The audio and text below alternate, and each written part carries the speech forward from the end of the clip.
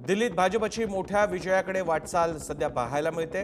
भाजप 42 जागांवर आघाडीवर आहे। गेल्या 4 निवडणुकांमध्ये आम आदमी पार्टीला अशाच प्रकारे कौल देण्यात आला होता। आता भाजप काय करणार ते बघावं लागेल। आपले प्रतिनिधी शिवाजी काळे दिल्लीहून आपल्या सोबत आहेत। शिवाजी, ताजे अपडेट्स।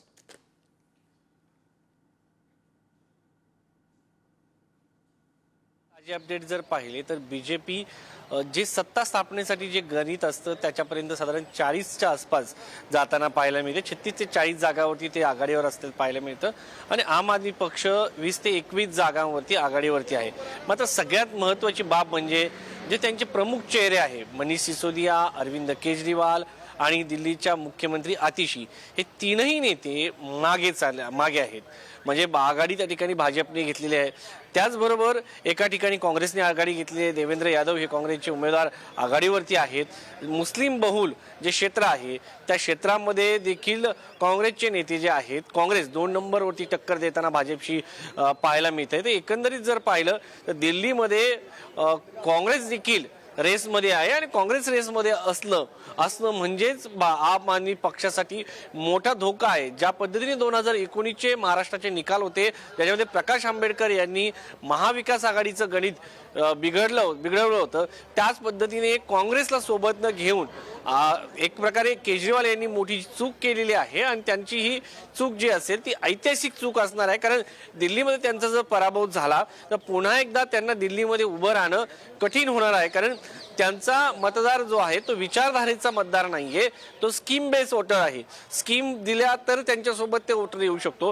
केजरीवाल यांच्यासाठी भावनिकता देखील नाहीये। भावनिकता जर असेल तर हे आकडे आपल्याला पाहायला मिळाले नसते। कारण केजरीवाल हे कारागृहातून परत आलेले आहेत, त्यांच्याबद्दल सहानुभूती आपल्याला पाहायला मिळत नाही। ते एकंदरीत जर पाहिलं तर दिल्लीमध्ये सध्या जर आपण पाहिलं तर भाजपच्या बाजूने वातावरण आहे। मी सध्या भाजपच्या कार्यालयाबाहेर आहे आणि कार्यालयाबाहेर जर आपण पाहिलं तर मोठ्या प्रमाणात लोक जे आहेत ते जमायला आता सुरुवात झालेली आहे आणि लोकांनी हे या ठिकाणी विकसित दिल्ली संकल्प पत्र 2025 14 पंडित पंत मार्ग हे दिल्ली भारतीय जनता पक्षाचं कार्यालय आहे आणि जर या ठिकाणी आपण पाहिलं तर मोठ्या प्रमाणात कार्यकर्ते येत आहेत, मोठमोठ्या स्क्रीन लावलेल्या आहेत आणि पहिल्या कालामध्ये ज्या पद्धतीने भाजप आघाडीवरती आहे ते एक प्रसन्नमय वातावरण प्रसन्नसर या ठिकाणी पाहायला मिळते। लोकांच्या मनामध्ये एक मोठा आनंद उत्साह या ठिकाणी पाहायला मिळतो आणि याचं कारण असं आहे की केजरीवाल यांना पहिल्या टर्म मध्ये ज्या पद्धतीने त्यांनी ज्या स्कीम आणल्या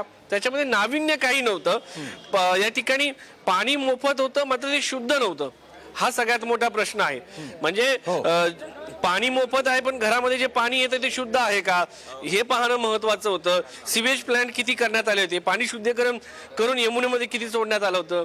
राजधानी दिल्ली हे शहर राजधानी जरी असलं तरी मात्र या ठिकाणी कशा पद्धतीने लोकांचं जीवन होतं हा सगळ्यात मोठा फरक या ठिकाणी पाहायला मिळत होता। आणि आपण जर पाहिलं तर ही दिल्ली ऑफिसमध्ये अशा पद्धतीने मोठ्या प्रमाणात स्क्रीन लावण्यात आलेले आहेत।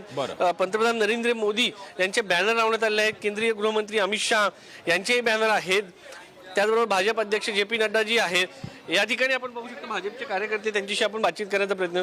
कैसा माहौल लग रहा है अभी? ये एक बहुत जिस प्रकार से कोई त्योहार होता है इस प्रकार से माहौल है। पूरा देश इस बात की खुशी मना रहा है। दिल्ली हमारे देश का दिल है और यहाँ पर एक धूर्त आदमी ने किसी अन्ना हजारे की आड़ लेकर के सत्ता प्राप्त की थी, आज उसके झूठ की पोल खुल गई है।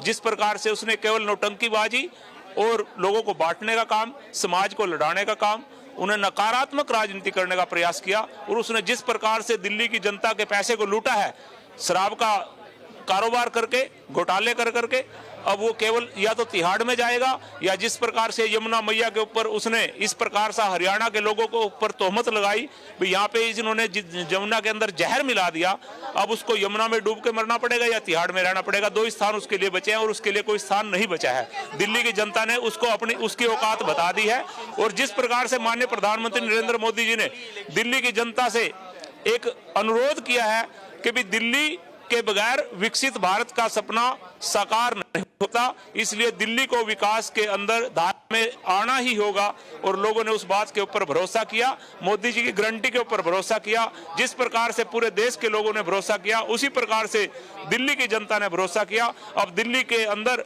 पूर्ण रूप से विकास होगा और दिल्ली खुशहाल होगी, हमारी यमुना साफ होगी और किसी प्रकार का करप्शन नहीं होगा।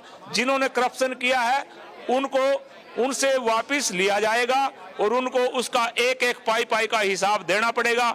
इस बात का भी मोदी जी ने इशारा किया है। मुख्यमंत्री कोई भी बने, लेकिन प्रधानमंत्री जी इस दिल्ली के ऊपर विशेष उन्होंने कहा है कि मैं इसके लिए समय दूंगा।